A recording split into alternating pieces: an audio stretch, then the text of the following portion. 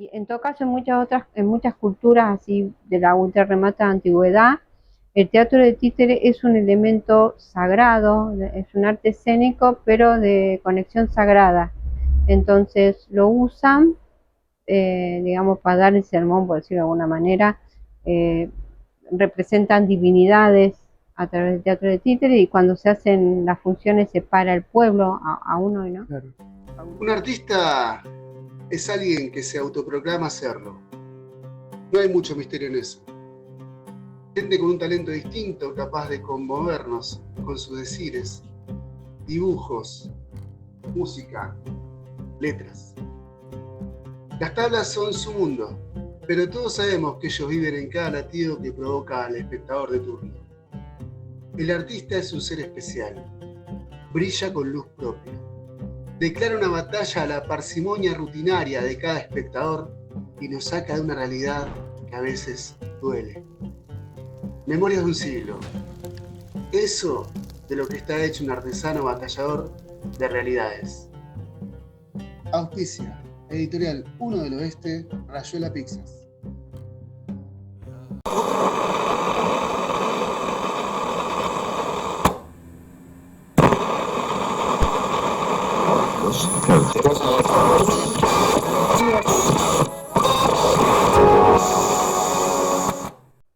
¿Cómo la ves?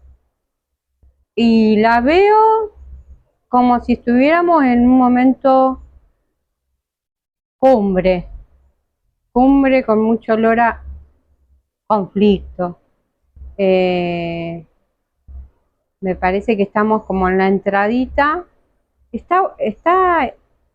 Es una dinámica distinta a otros momentos de pico de conflicto, porque está atravesada, es como una jugada de ajedrez mucho más de acting, hay mucho más visibilización de todo lo que sucede, entonces todo está como proyectado sobreactuando, ¿viste? Así la veo. Y a nivel artístico, ¿qué opinás? A mí me gusta, mira, por esta cosa del previo al conflicto, qué decía, qué les pasaba a los artistas, a los pensadores en el momento previo a la Primera, Segunda Guerra Mundial, sobre todo la Segunda, porque los locos, tanto los científicos como los artistas, venían en un plano haciendo toda una movida, rupturas, descubrimientos y qué sé yo, y cuando se pegaron el palazo de la Segunda Guerra, hubo dos procesos. Uno fue como un proceso más gótico, más oscuro, ¿viste? Más como danza butó en Japón, con todas las deformidades que habían quedado. Y otro fue el proceso opuesto. Eh, Hubo artistas que eh, dieron un salto hacia la maravilla. Plásticamente sus dibujos saltaron a la tridimensionalidad, a la belleza así como más focalizada. Musicalmente también pasó lo mismo. Y creo, me gusta mirarlo, ya hace rato que vengo mirando eso, porque me parece como una señal para nosotros, que nosotros venimos con el 90, con el 2000, con 2010, 2020, 2020 y pico, estamos por ponérnosla. Y venimos con todo un recorrido sobre nosotros, sobre todo, toda una visión, toda una tendencia, tanto desde lo estético como desde lo político, porque claramente el arte está atravesado por las políticas culturales, sobre todo el arte en las periferias. Venimos con una tendencia en cuanto a la comunicación entre el artista y el receptor del arte, el público, y el mundo está cambiado drásticamente, ha cambiado la forma de gestión cultural y el valor que nuestro Estado le daba al arte y a la cultura. Han cambiado las formas de producción artísticas, ha cambiado la receptividad del público, porque es un público totalmente digitalizado. ¿Qué, ¿En qué sentido eso? Del público. El público ha perdido la capacidad, un par de capacidades. Lo digo como público, ¿eh? Sí, sí. Hemos perdido la capacidad de leer, hemos perdido la capacidad de sostener conexiones emotivas. Cuando una estética nos plantea lugares nos hace espejo con lugares de dolor o de complejidad, cortamos y pasamos al próximo clip. Cuando un pensamiento nos pone enfrente de algo que es polar a lo que nosotros pensamos, tenemos la tendencia pero yo pienso así. Entonces cuando vos vas a hacer una función de títeres frente a este tipo de público, han perdido capacidad de escucha, capacidad de registro, de concentración, de lecturas. Viste que el arte siempre tiene como una primera, segunda, tercera lectura. Creo que hemos básicamente perdido la capacidad de percibir, de disfrutar del... ¿Eso lo ves en general en el público o hay franjas etarias donde vos apuntás que ese problema existe? Yo lo veo como algo general en la sociedad.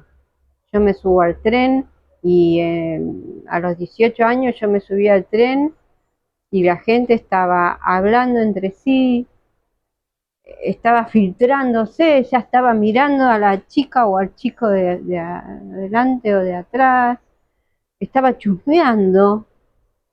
Ahora está el 70% de la gente mirando una pantalla. Claro. Está obturando la puerta, no permitiendo pasar porque está en una realidad desconectada, conectada con un aparato. Y lamentablemente los chicos han perdido capacidades como público. El arte títere es uno de los primeros, artes directos de encuentro.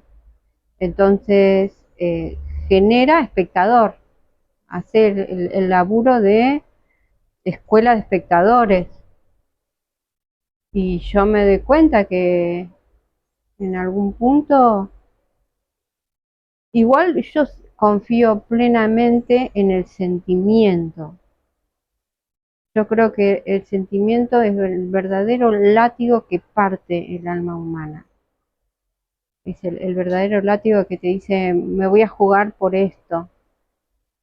Y cuando un artista es capaz de atravesar ese látigo, el público ahí, sobre todo el infantil, ¿no? Pero El público entonces está, se podría decir que hay todo pasa por las pantallas y el tú a tú se perdió, ¿no? Hace rato ya. me parece que todo pasa por una política macro instalada mundialmente desde hace largos años, para que el ser humano pierda ciertas capacidades. Wow, qué fuerte. Sin lugar a dudas. No es un accidente. No, no, para nada. Está todo planificado, ¿no? Sí, re. En ese sentido. ¿Cuánto hace que venís con los títeres? 30 años. 30 años. Y yo tengo 60. ¿Arrancaste a los 30? Arranqué grande yo, Sí, sí, sí, sí, sí, sí, yo sí. justamente pensé lo contrario, que habías arrancado más de a tipo 20 años, por ahí. Mira, yo empecé a estudiar maestra jardinera a los 24, Mirá. porque antes estudiaba psicología. Me pasé como maestra jardinera y a los 25 encontré el títere por primera vez. Y a partir de 26, 27, poner a los 30 que empecé a laburar. ¿Y qué te llamó la atención? ¿Quién fue el que te llamó la atención con su obra de títeres? El arte del títere es espectacular. Yo vi al primer titiritero que se llama Marcelo Peralta, que fui a mi profesorado de literatura de maestra jardinera, y había un festival internacional de teatro de títeres en la calle de los Títeres, fue él a promocionar y realmente no, se me cayó la mandíbula, fue un impacto de los que fuerte. Así que no me quedó otra. El amor, ¿viste? Eso, Y son así los amores, ¿no? no te queda otra. ¿Cómo empezaste? ¿Cuál fue tu primer títere? Eh, yo calculo, me parece, me da como la sensación de haber agarrado primero un bocón, haber intentado hacer un bocón. Me acuerdo, era muy loca construyendo porque tenía muy pocos recursos. Entonces, por ejemplo, tenía un caracol y le metía cosas, o sea, por eso te digo que como característica esta historia de investigadora creativa es como, a ver si hago, y si meto esto, y si saco esto. Un bocón. Un bocón, Es un sí. títere de mano, ¿no? Sería el. No, ¿Cómo sería? sí, pero tiene la característica de abrir y Claro. cerrar. Sí, sí, sí, Un sí. bocón de tela me habían Claro. mandado. Es como lo más, puede ser lo más sencillo que hay entre los. Sí, por ahí. Porque después ya hablamos de marioneta, que es lo que te dedicas vos ahora, y es más complejo. En realidad el títere es cualquier elemento en un espacio dramático que cumpla una función simbólica. Ese sería el concepto de títere, en general, ¿no? Exacto. Claro. Después estamos hablando de otras cosas más Claro, después de elaboradas o ahí, no, que. claro, después de ahí vos podés decir títere objeto, guante, vara, marioneta, marot. La verdad que nosotros en nuestro país somos como muy jóvenes, ¿no? Claro. Porque, claro, pero sí es amplia, hay sombras. Algún historiador del barrio contó lo siguiente. La vi contar historias con la ayuda de unos muñecos hechos de papel y trapo, Maxi. Me contó Esther, la vecina de Pirovano y la 1001. Lo movía con hilos, una delicia. Ella era una niña bien culta, con una imaginación tremenda. No sé, Maxi, para mí que era maga, no sé. Ah, sí, ese es maravilloso. El chino, ¿no Sí. sería? ¿Eh? Le dicen sombras chinas o Exacto. está ese y está el otro que hace atrás de un telón, Sí. que ahí es más complejo también. Sí, las sombras son como de alguna manera son las que a nosotros nos quedan como las figuras más antiguas del teatro. Hay una frase que dice, el hombre en su primer amanecer vio su propia sombra y creó el títere, ¿no? Como refiriendo esta idea en la isla de Bali, pero no estará equivocándome. Y en todo caso, en muchas culturas así de la ultra remota antigüedad, el teatro de títere es un elemento sagrado, es un arte escénico, pero de conexión sagrada. Entonces lo usan, digamos, para dar el sermón, por decirlo de alguna manera. Eh, Representan divinidades a través del teatro de títere y cuando se hacen las funciones se para el pueblo, aún hoy, ¿no? Claro. ¿Aún hoy? Wow. Tenés que tener la posibilidad de ir a esa isla. Claro, claro. ¿Recorriste muchos puntos del país con los títeres? Yo empecé haciendo mi primer gira en Ushuaia, que En fue Ushuaia, sí, como sí, quien no quiere la cosa. claro, que fue la gira más lejana. Y después de Ushuaia directamente fui a la costa, que fue como muy raro encontrarme en la costa gente que había encontrado en Ushuaia hace un mes atrás. Mirá, Esas qué cosas raras. particular. Sí. Y después como que me ayorné en la costa, era un laburo seguro, porque siempre había laburo para teatro de títere en la playa, en distintos formatos, pero siempre había, de muy buena guita, o sea que yo laburaba 2 meses y vivía 6, entonces con esa guita yo lograba producir mis propios espectáculos y laburar de mis espectáculos en conurbano durante el año, y después me iba y así. Hacías lo que se llama temporada, ¿no? Claro, así durante muchos años. ¿Muchos años estuviste así? Sí, temporada hice. Empecé a hacer mi primera temporada a los 30 y mi última temporada fue en el año 22, o sea, hace 5 años atrás. 25 Mirá, años haciendo hace temporada. poquito, Sí, relativamente poco hace. 4 o 5 años que dejé de hacer temporada por cuestiones familiares. Sí, también hay una cuestión de, tu trabajo tiene que ver con el tema de la logística, ¿no? Se complica ahí también. Quiero decir, acarrear todos los elementos que tenés Claro, es un sí, montón. sí. Igual yo en la playa directamente dejaba el retablo. Claro, pero acá te he visto con... No, acá sí, por eso, acá sí, acá el público no tiene la misma disponibilidad. No, no. En la costa o en las vacaciones vos tenés un fenómeno muy interesante de observar, que es cómo el cambio de la cotidianidad a un lugar en donde tenés más oxígeno, vas a disfrutar, salís de tus obligaciones y estás expuesto al encuentro con el otro, te sube los niveles de conciencia, te sube los niveles de conexión, te sube las necesidades expresivas, lúdicas. Entonces para mí es como ya, es mi pileta de agua. Reproducir eso acá es más difícil. Tienes una conexión muy, muy, muy particular y muy linda con el tema de lo japonés. Claro, yo soy practicante del arte de Magikari, soy practicante del arte de la luz divina. Yo hace 13 años tenía una situación personal y familiar del verbo muy conflictivo, del adjetivo qué mal momento, no me salva ni Cristo. Y encontré un papelito en un hospital que decía, ¿quiere recibir luz divina? Y sí, realmente sí. Y aparte, eh, lo que puedo entender, que antes no hubiera sido capaz, es que el espíritu tiene su propia comprensión. Nosotros vivimos una era mental y negamos que existe un espíritu superior, un espíritu dentro nuestro y un espíritu en todas las cosas. Que no todo es racional.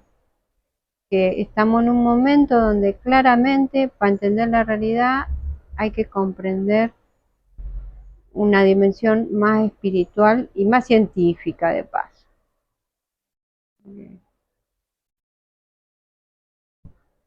Eh, ¿Cómo es esa conexión entre lo científico y lo espiritual? ¿Cómo sucede? Les Porque, diría que estamos a un pasito de comprobar que no hay distancia entre la dimensión espiritual y la dimensión de la física cuántica. No estamos a nada. De hecho, yo creo que hay un montón de científicos que... Lo que pasa es que, bueno, imagínate vos que si el ser humano descubriera que tomando contacto con Dios y con su espiritualidad puede modificar, porque es una divinidad, se acaban las guerras, porque vos podrías pacificar tu ser, tu familia, tu barrio, no prendería, porque toda la violencia prende porque prende en mí. claro, En cambio, si vos pudieses con solo 3 palmaditas levantando la mano, dominar los espíritus violentos que están azotando este momento de proceso del ser humano. Ahí, un poquito. ¿y vos cómo te sentís con eso? Yo creo que estamos más ahora, ¿viste? Es como si el reloj fuera tac, tac, tac, tac. Y viste cuando vos sentís el tac, tac, tac, tac, tac, tac, tac, tac, tac. Es ahora. Tengo ese registro, es ahora. Sí. Lo cual también te dice, no, viste, no sé si vos tenés un protocolo, una bitácora de viaje para momentos, Sí, puede ser. respira profundo, hacer las cosas simples, ordena todo, no te dejes provocar por la violencia. Hacer lo que tengas que hacer, aunque no sea dentro de, por lo menos para mí, ¿no? Dentro de lo que yo haría. No, no sé, hoy no funciona. Si hay que hacer esto, no es lo mío, pero yo lo hago. Interesantísimo eso. No queda otra. Autocontrol, ¿no? Tiene algo que ver con eso, el autocontrol. Y también Sí, hay algo de respeto en el otro también, ¿no? O con el otro. y de uno mismo. Sí, es muy complicado. Opinión, ¿no? Los tiempos que vivimos son complicados Claro, sí. y llevar a cabo eso es... Es un momento de desafíos, de amplio desafío. Re. Me acuerdo de la noche que estuve acá el 23 de diciembre con un conversatorio sobre Palestina, Sí, ¿recordás? sí, Impresionante como hacía mucho que no estaba saboreando esas mieles y cómo se me abrieron los iris de los ojos, digo, ¿no? Esta cosa de decir cómo a través del arte uno puede expandirse y la realidad es que en este momento hay mucha gente muriendo. sí. En este momento se están realizando innumerable cantidad de injusticias y se están potenciando. Más alegatos que llegan del relato de Hechizados. Era una maga mala junta. No era de este mundo, no era terrenal, dijo, con cierto misterio Alonso, un vecino de Avenida Callao que vio una función. Los muñecos, que eran sus títeres, hablaban. Ya no era ella quien suspiraba sus suspiros, la que besaba con su pequeña boca, la que reía y lloraba, y hasta hacía maldades con todas esas emociones. Los títeres cobraban vida, se le desprendían de las manitos como con alma propia. Uno por lo general hasta que no te salpica el zapato. Claro, sí, sí. Es una postura, como está todo lejos, ¿no? Desde, bueno, qué sé yo, mi punto de vista. Estamos muy acostumbrados a estar distraídos con el ego, ¿viste? Mm, podría pasar por ahí. ¿Cuánto hace que fabricás este tipo de títeres? Porque trajiste algún elemento, Sí, sí, sí. El caballo el es caballito. mi animal. Todas ¿Esto mis animal obras, en qué sentido? todas mis obras de las grandes, por lo menos, siempre tienen un caballo. No me preguntes por qué. ¿Algo que ver con tu signo zodiacal chino? Mm, caramba, nunca lo había pensado. No, pero pregunto porque viste que se relaciona todo con el cosmos y Sí, con la metafísica y es parte del asunto, ¿no? probablemente sí, ahora que vos lo decís. Pero vos sabés que yo, cuando estaba arrancando y todavía no sabía cuántos pares son dos botas, tuve un sueño y estaba haciendo mi primer como obra más fuera de guante, que fue el Quijote Ajá. ¿El Quijote? de la De Sancha, la Sancha. una versión posmoderna y femenina, ahora que estamos en marzo, sobre el clásico de Cervantes. Y soñé con el caballo. Soñé con un caballo blanco, que algo me decía, ahora es el momento, hay que salir, tenés que subir. Está precioso. Sí, y me subí al caballo, che, efectivamente, hablando. Y después, no pensándolo, pero todas mis obras tienen algún caballo, un etrusco. Y esta versión es una versión que usaban los tanos, los buratinis. Buratinis es un títere que son de vara, ¿viste? Sí, sí. Que eran los grandes, los clásicos, que vos decías, venían los tanos y te contaban cómo se subía el jinete arriba del caballo y peleaban. Todo lo que sería La Edad Media. la Edad Media, tal cual. Entonces los tanos hacían este tipo de caballos, obviamente eran de metal, pesados. Claro, tenía más peso para las patas, ¿no? Claro, claro, claro. Esto yo lo hago más bien para que los chicos jueguen y prueben un poco de mecanismo y esas cosas. Y es un unicornio que tiene esta cosita es un Pegaso unicornio, Colorido. de colorido y el deseo, ¿no? El deseo de encontrar un sueño que te permita sobrevolar todo tipo de dificultades.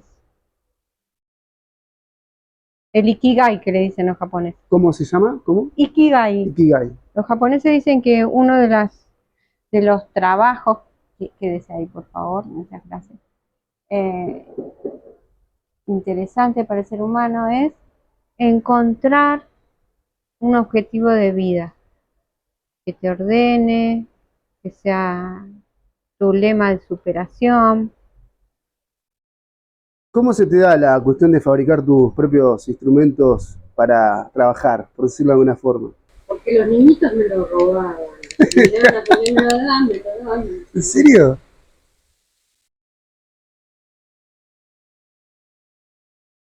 Y vos sos muy desprendida. Y vos sos muy desprendida, ¿no? En realidad no, qué sé yo, no tengo, no soy desprendida, pero no tengo apego. Ahí va, es distinto. Yo tengo de laburar en la calle, ¿viste? Yo he dejado gorras, escenario, sonido, porque laburando en la calle en la peatonal de Villa Gesell es como, además que tu circo, hiciste tu función, tenés que esperar, uy, me veo pochoclo, uy, ¿cómo estás? Qué lindo espectáculo. Yo me he olvidado gorras noches enteras. Y al otro día, la gorra estaba en el lugar donde la había dejado. Vacía. Llena. ¿En serio? Sí, no, Mirá, mirá qué locura. no creo. Creo que es como debe haber un canal. De hecho, por ejemplo, me ha afanado mucho más Mercado Libre. Así que tengo más karma con eso. Y las apps de BNA y esas cosas. Pero la gente en la peatonal de Villa Gesell no. Mandamos un saludo. Te van a robar los juguetes. A mí me guste. No, te van a robar, no puedo, guarden. Mirá vos, qué lindo eso. Te digo, primero nunca me pasó, ¿no? Pero si yo me pongo en la piel de una criatura de 5, 6, 5, que por amor al colegio se la jugó y se la jugó, carajo, no sé qué para decirme. Claro, claro. Y la construcción de los títeres no es fácil. Y vos construís títeres muy complejos. Eso es marxismo puro. ¿Es totalmente autogestivo eso? No, ¿Hay alguna formación detrás? por eso te digo que es marxismo puro. Marx decía que el hombre es su recurso de producción, ¿no? Algo así. Algo Sí, así, sí, sí. algo así. Y yo creo que en el teatro de títeres pasa un poco eso, ¿no? Uno tiene la capacidad excesiva que te da el objeto que vos podés hacer. También, volviendo a esta cosa de que el hombre y sus técnicas de producción, se escucha una por poner la palabra. Nosotros los titiriteros podemos acercar al público a la capacidad excesiva de un objeto. No nos olvidamos que la primera generación de titiriteros nació del casamiento entre la poesía y los poetas y los pintores del Spilimbergo. Oh. Entonces, poder acercar al público a tecnología. Adriana Echeverry es una especie de Gepetto de Morón. Sus cuentos se desplegaban sobre las tablas. Era algo palpable que mirábamos y sentíamos hasta llorar. La vitoreamos con la misma pasión que gritamos un gol o en lo que aplaudimos un buen final de película. La maga era la titiritera del barrio Santa Rosa. Algunos la llamaban por su nombre de pila. Prefiero seguir hechizado y no recordarla con su nombre. Esa niña me produce sensaciones. Las mismas que sienten nuestros hijos cuando un títere hace una morada en algún escenario improvisado de este barrio, en donde eso, la magia, escasea cada vez más. Memoria de un siglo, eso que nos recuerda que somos seres humanos. Bien. Y además Cristina me dio las máquinas. Las gestioné, me regaló el primer tono, la producción, porque son producción, digamos. Sí, las máquinas que tenés son interesantes, aparte no son sencillas de usar y Claro. se requiere todo una cuestión de seguridad. Sí, y después cuando yo logré, o sea, obviamente algo me pasó con las máquinas, ¿no? Siempre fui un poquito por más, soy como medio atrevida, me gusta la industria. Y hay algo mucho de gen argentino en eso, ¿no? Sí, Entonces después presenté un proyecto gestionado por Nación para emprendedores, y gestioné otras nuevas máquinas, creciendo. Y como fue algo que me dio mi país, es algo que yo le doy mucho. tal cual.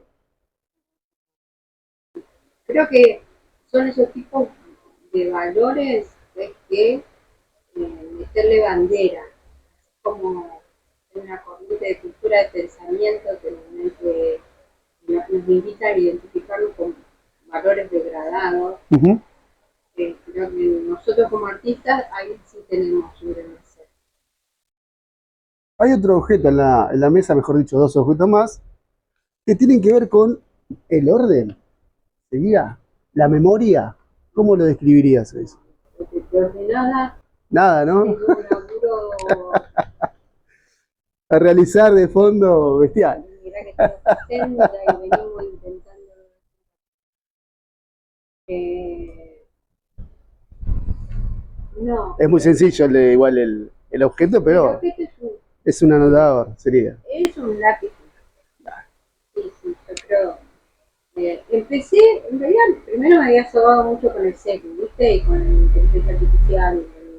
Y después esto de darme cuenta de que no es lo mismo escribir, que hay como una serie de conexiones neuronales que se realizan cuando uno escribe. Sí, sí.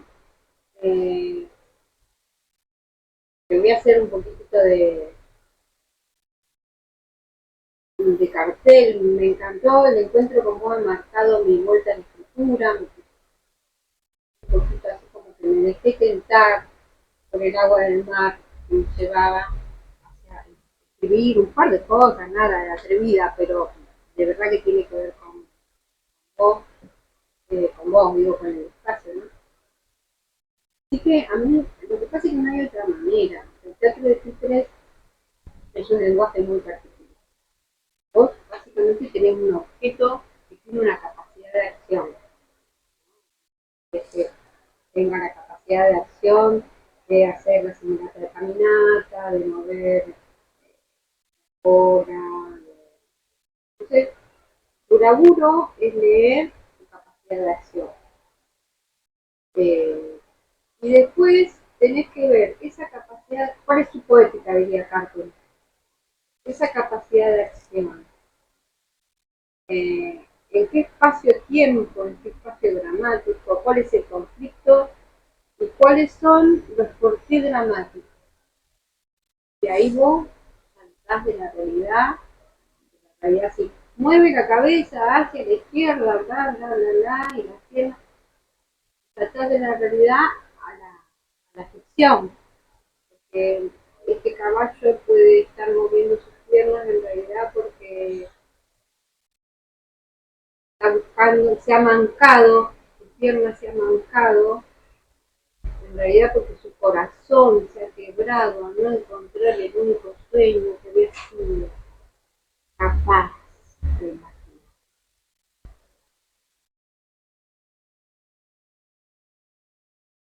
Entonces si vos eso lo tenés que hacer en muchos cuadros, sosteniendo una acción que va con otra, si no la escribiste, fuiste. Claro. Porque tenés que ser capaz de componer. Tal cual. Vas a arrancar a hacer talleres. Si Dios permite, acá en el Rústico, en marzo, la idea es abrir las inscripciones en marzo, que ya estamos, ya pueden venir a inscribirse después que dejamos el link. Sí, sí, sí. Ahí en el Zócalo vamos a dejar todos los. Sí. La idea es juego libre como peldaño hacia el alto rango del espacio escénico del teatro de títeres. Pero desde el juego libre, creo que es el mejor lugar de títeres. Juego libre, libre, tendrán tiempo para ir. Desde ahí. Y antes de eso, que la inscripción empieza en marzo, las clases empiezan en abril, vamos a dar un par de clínicas para docentes y obviamente los que quieran sobre cómo hacer teatro de títeres en lugares no cotidianos. O sea, el aula, la casa, no es necesario tener un retablo, no es necesario ni siquiera teatro de títeres de guantes. Cualquier objeto atravesada por una situación dramática, cómo se combina. Muy bien. ¿Algún último mensaje que quieres dar? Paz, armonía, orden y a la provocación violenta, un agua. Adriana Echeverry, Juguetes y Títeres Andantes, con nosotros en Memoria de un Siglo. Muchas gracias. Muchas gracias a Memoria de un Siglo.